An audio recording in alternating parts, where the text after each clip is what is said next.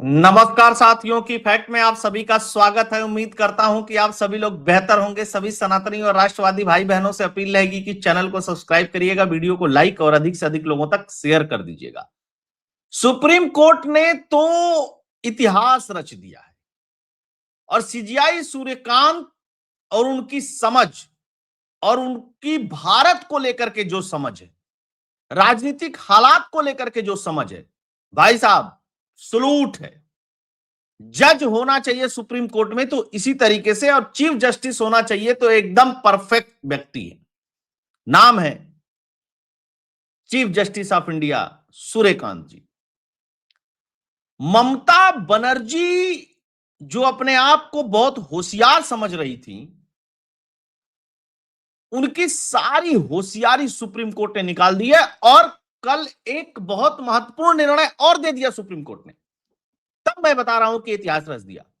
Article 142 का प्रयोग तो इस देश में न जाने कितने सुप्रीम कोर्ट के जजों ने किया, लेकिन इतना बेहतरीन प्रयोग आर्टिकल 142 का आज तक किसी ने नहीं किया। मैंने अपने पिछले विश्लेषण में आप लोगों को बताया था कि सुप्रीम कोर्ट ने कोलकाता हाई कोर्ट को आदेश दिया कि एसआईआर प्रोसेस को कंप्लीट कराने के लिए जजों की नियुक्ति करो। कलकत्ता हाई कोर्ट ने 400 जजों की नियुक्ति की, जिसमें सेशन जज और डिस्ट्रिक्ट जज दोनों मिला करके हैं 400। उसके बाद कोलकाता हाईकोर्ट पहुंच गया सुप्रीम कोर्ट। सुप्रीम कोर्ट में कोलकाता हाईकोर्ट ने कहा कि माय लॉर्ड, अगर ये 400 लोग भी एसआईआर का पूरा प्रोसेस करेंगे, लगभग 80 लाख से अधिक लोगों के फॉर्म है जिसमें सब सुनवाई वगैरह होनी है, तो 80 दिन लग जाएंगे। कितने दिन लग जाएंगे? 80 दिन। सुप्रीम कोर्ट ने कहा कि यह बात है, एक काम करो कि तत्काल झारखंड और उड़ीसा से भी जज बुला लो। मुझे वो बात याद आ गई जब कपिल सिब्बल ने कहा था, यानी ममता बनर्जी के बिहाफ पे कपिल सिब्बल ने कहा था सुप्रीम कोर्ट के अंदर, माय लॉर्ड, चुनाव आयोग दूसरे राज्यों से कर्मचारी बुलवा करके एसआईआर की प्रक्रिया बंगाल में कंप्लीट करवा रहा है, ये तो बहुत गड़बड़ है। सुप्रीम कोर्ट ने कहा कि बेटा रुको, हम तुमको बताते हैं, एक काम करो, जजे बुला लो दूसरे राज्य से। कल्याण बनर्जी जो टीएमसी पार्टी के सांसद हैं, आप जानते हैं, बदतमीज आदमी, वकील भी है, तो सुप्रीम कोर्ट में वो भी गया था। उसने कहा कि मिलाड, दूसरे राज्यों से अगर आप बंगाल के अंदर लोगों को बुलाएंगे, जजों को बुलाएंगे, उनको भाषा नहीं आती है। सीजीआई सूर्यकांत ने कहा कि मिस्टर बनर्जी, हमको ढंग मत सिखाओ, हमको जानकारी है। उड़ीसा और झारखंड भी एक समय में बंगाल का हिस्सा रहे हैं, और उड़ीसा और झारखंड के बहुत सारे जजों को बहुत बेहतरीन बंगाली आती है, तो ये हमारा काम है, इसमें आपको बोलने की कोई जरूरत नहीं है, तो अपनी होशियारी अपने पास रखो। क्या हुआ है खेला तमाशा, उसके ऊपर हम लोग बात करेंगे। और सुप्रीम कोर्ट ने, मतलब अब तक कभी हुआ ही नहीं। मतलब आप सोचिए कि पूरे देश में एसआईआर चल रही है, कितने राज्यों में कंप्लीट हो गई, लिस्ट आ गई, किसी को पता नहीं चला। लेकिन बंगाल, भाई साहब, और एक बात याद रखिएगा, ममता बनर्जी को जलील किया है सुप्रीम कोर्ट ने कि ममता बनर्जी, तुम 15 साल के शासन में इतना कुशासन पैदा कर चुकी हो बंगाल के अंदर कि चुनाव की प्रक्रिया को पूरा करने के लिए अधिकारी नहीं मिल रहे हैं जो निष्पक्ष हो, और सुप्रीम कोर्ट में आकर के निष्पक्षता की दुहाई दे रही है। कतई नहीं। मतलब आप सोचिए कि कोलकाता में, बंगाल में जज अवेलेबल नहीं है, इतने जज अगर काम करेंगे भी तो 80 दिन का प्रोसेस लगेगा। तो सुप्रीम कोर्ट को कहना पड़ा है पड़ोसी राज्यों से बुलाओ, लेकिन बुलाओ यार, इसको कंप्लीट कराओ, किसी भी कीमत पे कंप्लीट कराओ। और आप ध्यान रखिएगा, 7 मई तक चुनाव होने चाहिए बंगाल के अंदर, और 28 तारीख को इलेक्टोरल रोल पब्लिश करने की डेडलाइन है। आज 25 तारीख हो गई है, किसी भी कीमत पे ये एसआईआर की प्रक्रिया 28 तारीख को कंप्लीट नहीं होगी। ये आगे बढ़ेगी ही बढ़ेगी और कम से कम 1 महीना बढ़ेगी। इस बात को भी आप जान लीजिए, 1 महीना बढ़ेगी कम से कम। यानी कि चुनाव टलेगा, संभावना बहुत लग रही है कि कल को चुनाव आयोग यह न कह दे कि अब कार्यकाल खत्म हुआ, इसलिए बंगाल में राष्ट्रपति शासन लगेगा और फिर चुनाव होगा, क्योंकि इससे पहले टीएन शेषन ये काम कर चुके हैं बिहार में। तो ऐसा नहीं कि कोई नया काम होगा। आइए देखते हैं सुप्रीम कोर्ट ने क्या कहा। बड़ा मजा आ जा रहा है भाई समय। बंगाल एसआईआर का काम निपटाएंगे झारखंड और उड़ीसा के अधिकारी। अधिकारी का मतलब है जुडिशियल ऑफिसर्स, मतलब जजेस, मतलब जो डिस्ट्रिक्ट लेवल के जजेस होते हैं। सुप्रीम कोर्ट का आदेश, ठीक है ना। पश्चिम बंगाल एसआईआर प्रोसेस में उड़ीसा और झारखंड के सिविल जज करेंगे वेरिफिकेशन में मदद। सुप्रीम कोर्ट बोला उनका खर्चा चुनाव आयोग उठाए। 80 लाख दावों का निपटारा बाकी। ए भैया, चुनाव आयोग को क्या दिक्कत है? चुनाव आयोग के पास बहुत फंड है, पैसा तो नहीं देगा चुनाव आयोग। चुनाव आयोग जो काम कराता है वो किसी से भी कराता है तो उसको पैसा देना होता है। सुप्रीम कोर्ट ने मंगलवार को पश्चिम बंगाल में शाही प्रक्रिया के में सामने आए 80 लाख क्लेम निपटाने के लिए 2 राज्यों के सिविल जजों की तैनाती की परमिशन दे दी है। कोर्ट ने आदेश दिया कि कोलकाता हाईकोर्ट पश्चिम बंगाल में वोटर लिस्ट प्रक्रिया में तेजी लाने के लिए झारखंड और उड़ीसा के जजों की मदद ले सकता है। यह फैसला सीजीआई सूर्यकांत, जस्टिस जयमाला बॉगची और जस्टिस विपुल एम पंचोली की बेंच ने चुनाव आयोग से कहा कि 28 फरवरी को बंगाल की फाइनल लिस्ट पब्लिश कर सकता है। तो जल्दी जल्दी काम करो तुम लोग।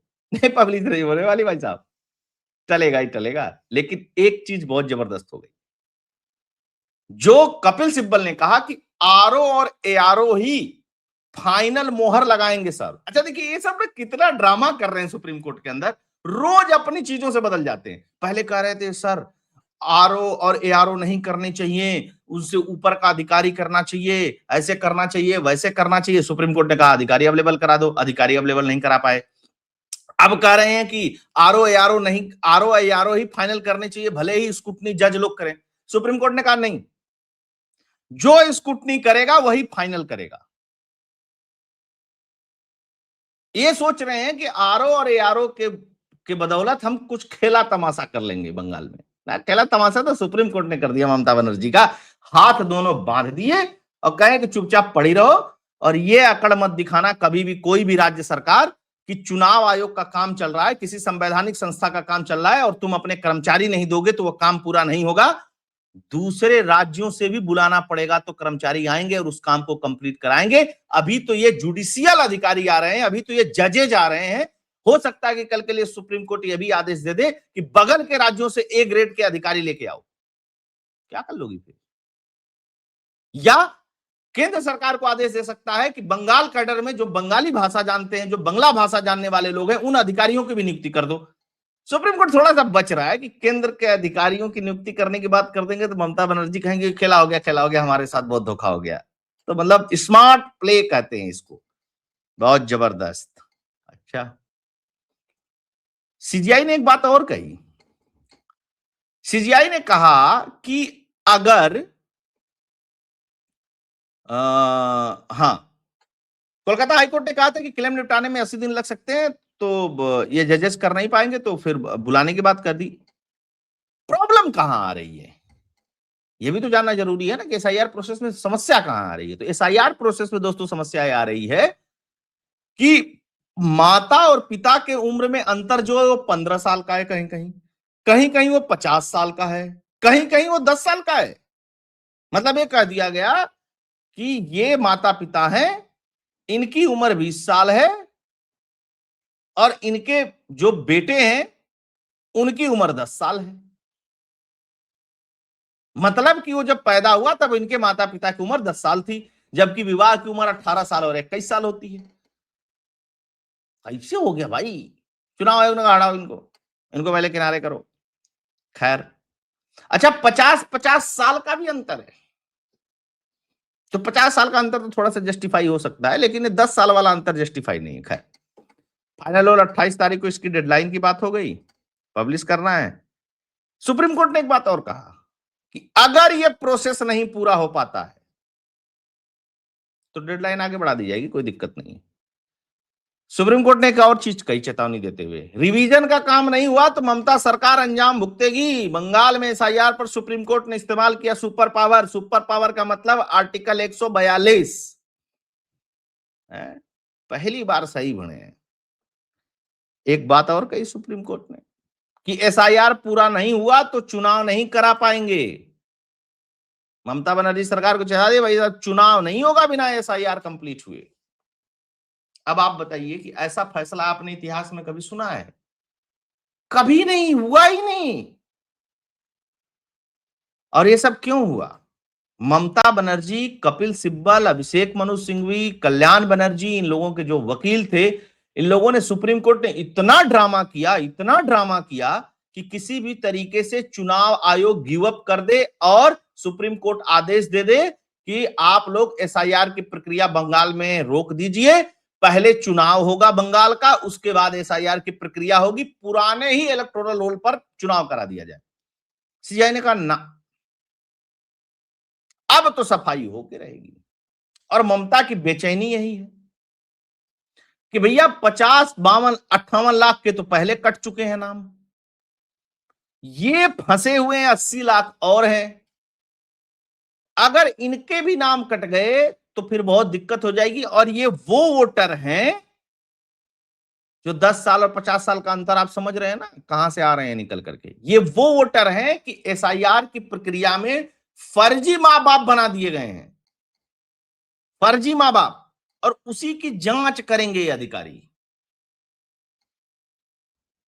अब बताइए फैसला मस्त है कि नहीं है?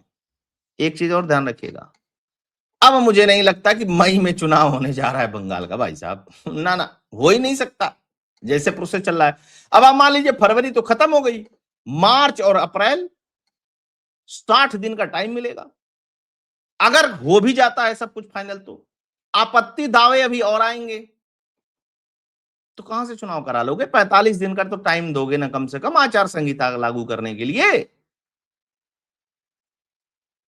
और उसी में मुझको लगता है कि कहीं राष्ट्रपति शासन चुनाव आयोग ने कहा कि ना भैया एक काम करो, कार्यकाल खत्म हो गया, अब राष्ट्रपति शासन लगेगा, उसके बाद चुनाव होगा। क्योंकि चुनाव आयोग ने भारी मात्रा में अर्धसैनिक बल मांगे हैं केंद्र से, भारी मात्रा में 280 से अधिक कंपनियों की मांग की गई है, 250 की तो नियुक्ति कर भी दी गई। और एक काम कहा है चुनाव आयोग ने कहा है कि जो अर्धसैनिक बल होंगे उनकी नियुक्ति स्थानीय पुलिस अधिकारी नहीं करेंगे, वो सीआईएसएफ के जवान ही करेंगे। पोलिंग बूथ की लिस्ट उनको दी जाएगी और किस किस पोलिंग बूथ पर किसकी किसकी ड्यूटी लगेगी वो वही निर्धारित करेंगे। राज्य को उनके साथ कोऑर्डिनेट करना पड़ेगा, वो राज्य के साथ कोऑर्डिनेट नहीं करेंगे। ये नहीं कि अपने मन से जहां मन करे वहां लगा दो ना। तो ममता बनर्जी स्थिति इस बार डवाडोल है और मुझे लगता है कि स्थिति उसी तरफ जा रही है जो जनता की मांग है कि बंगाल में राष्ट्रपति शासन लगा करके ही चुनाव कराए जाएं। तो आप सभी लोग जुड़े, बहुत बहुत धन्यवाद। इस वीडियो को अधिक से अधिक लोगों तक शेयर कर दीजिएगा व्हाट्सएप और टेलीग्राम के माध्यम से। अगर आप डोनेट और कंट्रीब्यूट करना चाहते हैं, आपको कंटेंट फैक्ट्स अच्छा लगता है, तो उसके लिए फोन पे और पेटीएम का नंबर स्क्रीन पे दिया हुआ है। आप सभी जुड़े, बहुत बहुत धन्यवाद। जय हिंद, जय भारत, जय श्री राम।